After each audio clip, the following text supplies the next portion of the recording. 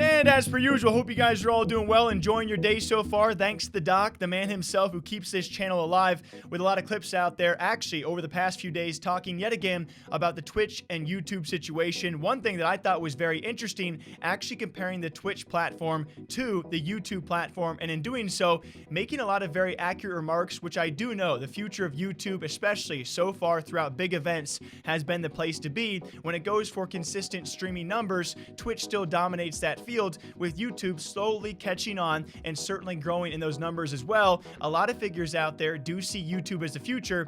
What do you guys think? Doc actually refers to the cruise ship he was once on, that being with the Twitch platform. He was on that cruise ship. All of a sudden, he is now on an island, as we all are well aware on YouTube, and of course, with his permanent ban on Twitch, he cannot play live on stream with Twitch streamers. And then he goes on to give advice out there to other young streamers who are on the up and come. And very lastly, comparing the platform of Twitch to YouTube, which is a very, very interesting thing to do, because I think these will be taken into concern. And we know Fwiz, head of YouTube Gaming, is certainly going to be looking for this kind of stuff in the future. Right. I mean, we've been doing it. We've been at the tippity top we're coming up on 5 years. Couple months, 5 year. Crazy, huh? And boy, oh boy, I mean,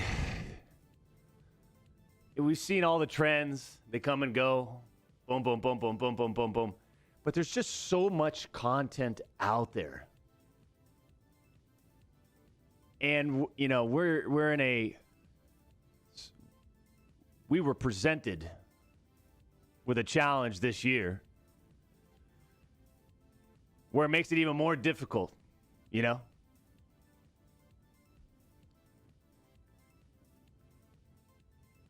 Put on a little island.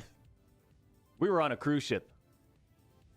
And baby, we're the DJ, and all of a sudden, we're pushed off. We had to swim to an island. And that's where we're at. And baby, we're we're doing what we can. But it's all about momentum. And keeping the momentum and looking for ways. So this is like some stuff for streamers that are maybe on the up and coming. You've got some momentum behind you. This is some advice. Figure out. Don't play checkers. Play chess. Figure out long-term momentum strategies. What the hell am I talking about right now? Champions Club Island, absolutely. I mean, it's literally like the thing with YouTube is that there's no real live stream area. I mean, there is, but it's not like a community, you know, where you go to, you see all your live streamers, your favorite live streamers, and you're able to, oh yeah, he's live. Let me just go right there. And then you can kind of that's, even though the numbers, especially mobile numbers, are larger, there's not a sense of like a platform community like structured area, man. Like when I'm not in the command center, I mean the streams, like there's no chat, you're not allowed to chat, there's nothing, right? Like it's just boom, shut down, it's away. In fact, there's not even a live stream page, it doesn't exist. It just goes right to the YouTube channel. So I'd be curious to see what YouTube's strategy is around all that. I mean, how do you create? So anyways, it's in that sense, discoverability is very difficult as a live streamer on YouTube, in my opinion.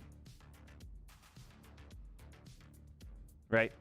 Especially during big moments, top 10 situations. I think the only time is when it's around events. That's where YouTube's hook is, around huge events. You know, the reveal of season 79 on Fortnite. I mean, yeah, like people are gonna flock to YouTube to figure out what's going on. I think long story short, though,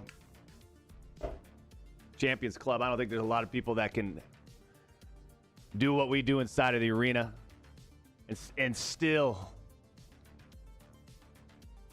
look good doing it.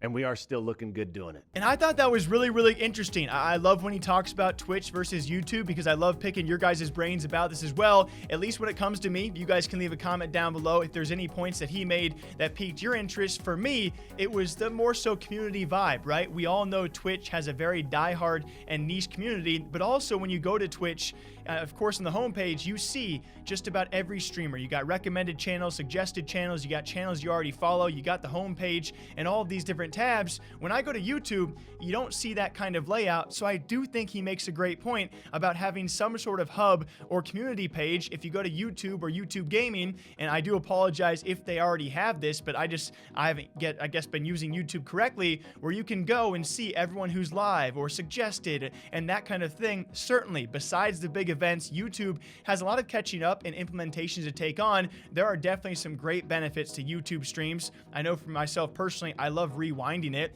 I think another great point he made though is once your live stream is done, it just goes back to your channel, and it's very, very hard to navigate as of right now. And we know a guy like Fwiz is making great steps forward. Something that Doc is certainly catching on to are the vast differences between these two platforms, but we'll see where he ends up in the future as well with his ongoing case where he's not going back to Twitch. Will he sign with YouTube? Will he go elsewhere? Facebook's still in the running, right? They got a couple good ones over there. What do you guys think about this? As per usual, you know what to do, all right? Take a sip for me, brush your teeth, drink some water. I don't know. Throw on a movie, relax. I'll see you guys back here sometime soon. Take care.